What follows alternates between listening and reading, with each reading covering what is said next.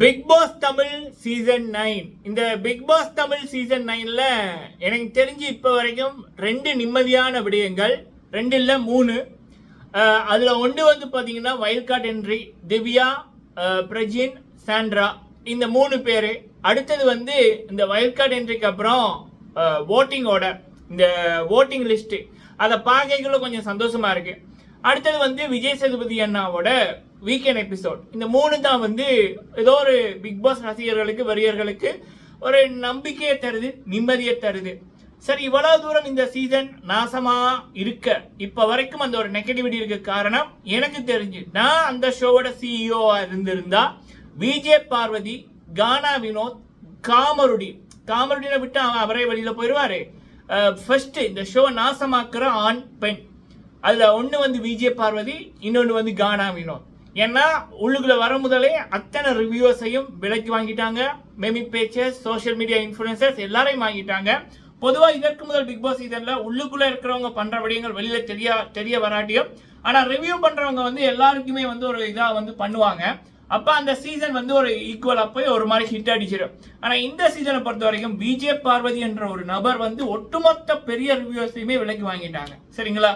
அதனாலே மக்களோட ஒப்பீனியன் வேற மாதிரி இருக்கு, ரிவ்யூ பண்றவங்களோட ஒப்பீனியன் வேற மாதிரி இருக்கு. அதனாலே இந்த ஷோ வந்து இவ்வளவு தூரம் ஒரு நெகட்டிவிட்டியை ஃபேஸ் பண்ணி கொண்டிருக்கு.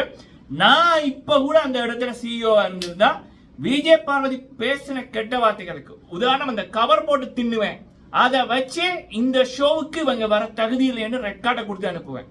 அது வந்து எல்லாருக்கும் ஒரு பாடமா இருக்கும்.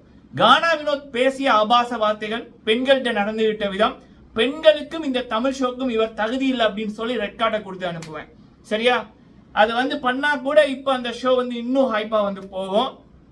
என்ன அப்படின்னு தெரியல, ஆனாலும் ஒரு நம்பிக்கை ஒன்று இருக்கு. சரிங்களா? வருகின்ற நாட்கள்ல ஷோ நல்லா போகும் அப்படின்னு. ஸோ ஓட்டிங் ஆர்டரை வந்து நம்ம வந்து பார்க்கலாம் மக்களே. ஃபர்ஸ்ட் வந்து பாத்தீங்கன்னா சாண்ட்ரா அவர்கள் முதலாவது இடம் 16.96%, 81,872 ஓட்டு எடுத்திருக்காங்க. 2வது இடத்துல திவ்யா கணேஷ் அவர்கள் 16.4%, 79,139 ஓட்டு எடுத்திருக்காங்க. இந்த 2 பேரும் இந்த வாரம் நாமினேஷன்ல இந்த இடத்தை மக்கள் கொடுத்து வச்சிருக்கிறதா இந்த வாரம் இருக்கிற ஒரே ஒரு நிம்மதி மக்களே. சரிங்களா? தகுதியான நபர்கள், சரியான நபர்கள் அந்த 1-2 இடத்துல இருக்கிறது.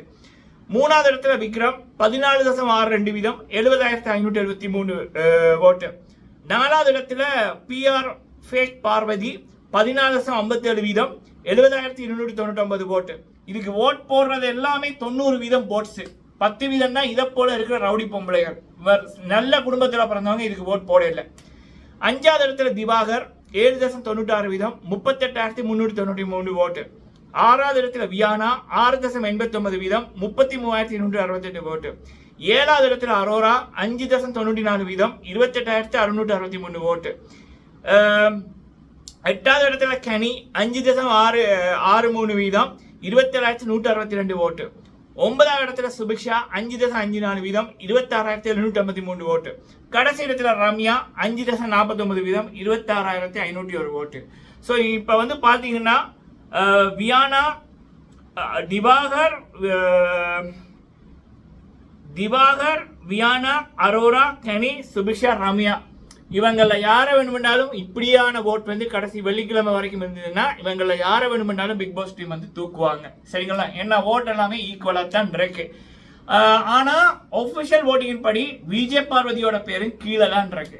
அதனால நான் ஆரம்பத்தில் சொன்னேன், நான் இந்த சிஇஓவா இருந்தா விஜய் பார்வதி போன்ற இந்த ஷோக்கு ஒரு வீட்டுக்கு கிளீனா இருக்கக்குள்ள ஒரு குப்பை ஒன்று இருந்தா எப்படி இருக்கும்?